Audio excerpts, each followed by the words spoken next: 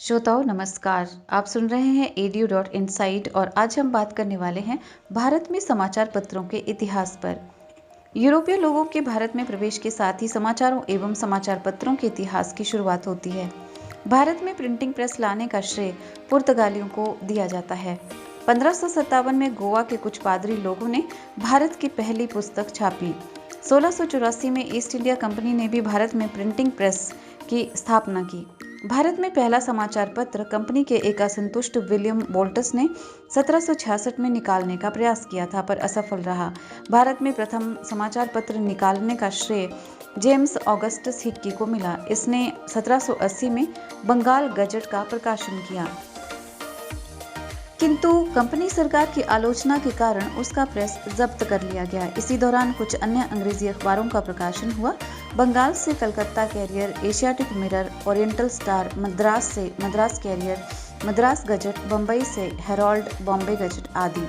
1818 में ब्रिटिश व्यापारी James silk Buckingham ने कलकत्ता जर्नल का संपादन किया।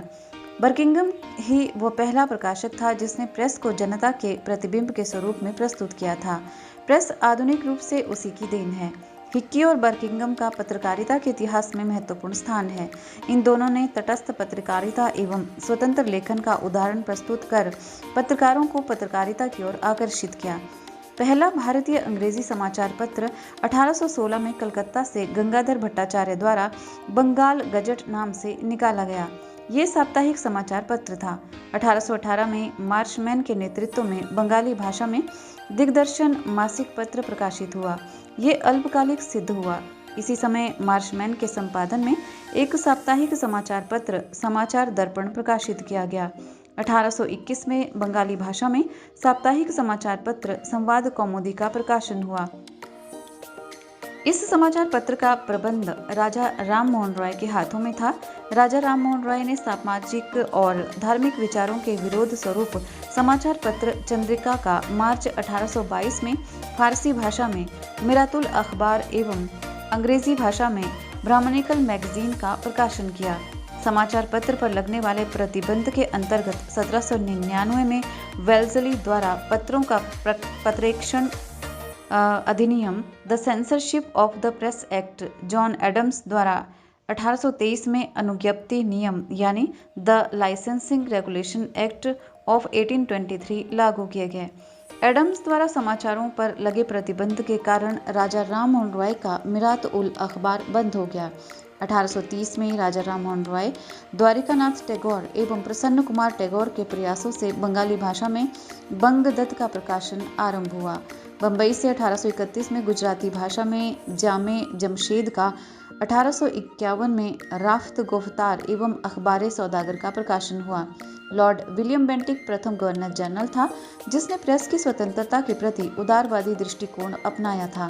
कार्यवाहक गवर्नर जनरल चार्ल्स मेटकॉफ ने 1823 के प्रतिबंध को हटाकर समाचार पत्रों को मुक्ति दिलाई। इसे भारतीय समाचार पत्रों का मुक्तिदाता भी कहा जाता है। मैकॉले ने भी प्रेस की स्वतंत्रता का समर्थन किया था। 1857-58 के विद्रोह के बाद भारत में समाचार पत्रों को भाषाई आधार के बजाय प्रजातीय आधार पर विभाजित किया गया। अंग्रेजी समाचार पत्रों एवं भारतीय समाचार पत्रों के दृष्टिकोण में अंतर होता था।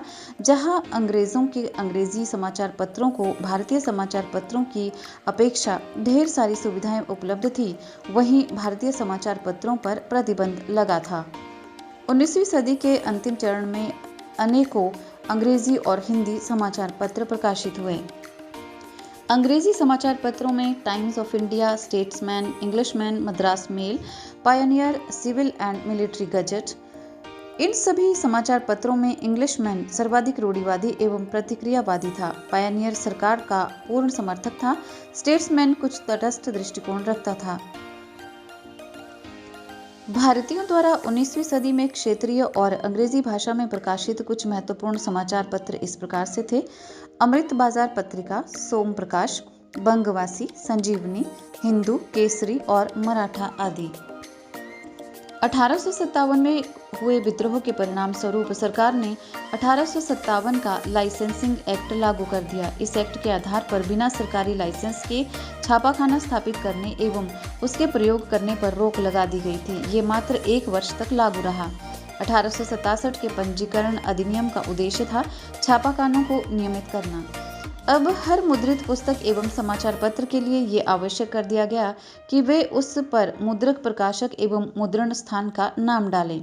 पुस्तक के छपने के बाद निःशुल्क एक प्रति स्थानीय सरकार को देनी होती थी। वहाबी आंदोलन से जुड़े लोगों द्वारा सरकार विरोधी लेख लिखने के कारण सरकार ने भारतीय दंड संहिता की धारा 124 में 124 का जोड़कर ऐसे लोगों के लिए आजीवन निर्वासन, अल्प निर्वासन और जुर्माने की व्यवस्था की। 1857 के विद्रोह के बाद भारतीय समाचार पत्रों की संख्या में अभूतपूर्व वृद्धि हुई और अब वे अधिक मुखर होकर सरकार के आलोचक बन गए। इसी समय बड़े भयानक अकाल से लगभग 60 लाख लोग काल के ग्रास बन गए थे। वहीं दूसरी ओर जनवरी 1877 में दिल्ली में हुए दरबार पर सरकार ने पानी जैसे पैसा बहाया। परिणाम स्वरूप लिंटन की साम्राज्यवादी प्रवृत्ति के खिलाफ भारतीय अखबारों ने आग उगलना शुरू कर दिया।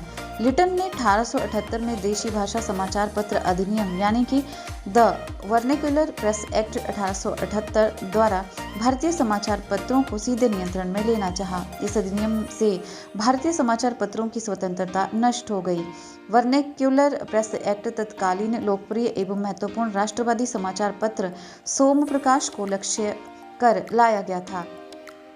यह अधिनियम मात्र सोमप्रकाश पर ही लागू हो सका। सोमप्रकाश ने बंगाल में हुए नील आंदोलन के समय किसानों के हितों का समर्थन किया था। कालांतर में इस अधिनियम के अंतर्गत सोमप्रकाश, भारत मिहिर, ढाका प्रकाश, सहचर आदि के खिलाफ मुकदमे चलाए गए। इस अधिनियम के तहत समाचार पत्रों को न्यायालय में अपील का कोई अधिकार नहीं था। भारत में समाचार पत्रों एवं प्रेस के इतिहास के विश्लेषण से स्पष्ट हो जाता है कि जहां एक ओर Wellesley, Minto, Lord Adam, Lord Canning और लॉर्ड लिंटन जैसे भारतीय शासकों ने प्रेस की स्वतंत्रता का दमन किया, वहीं दूसरी ओर William Bentinck, Lord Hastings, Charles Macaulay एवं लॉर्ड रिपन जैसे लोगों ने प्रेस की आज़ादी का समर्थन किया। हिंदू पैट्रियट के संपादक क्रिस्टोदास पाल को भारतीय पत्रकारिता का राजकुमार कहा जाता है। आज बस इतना ही।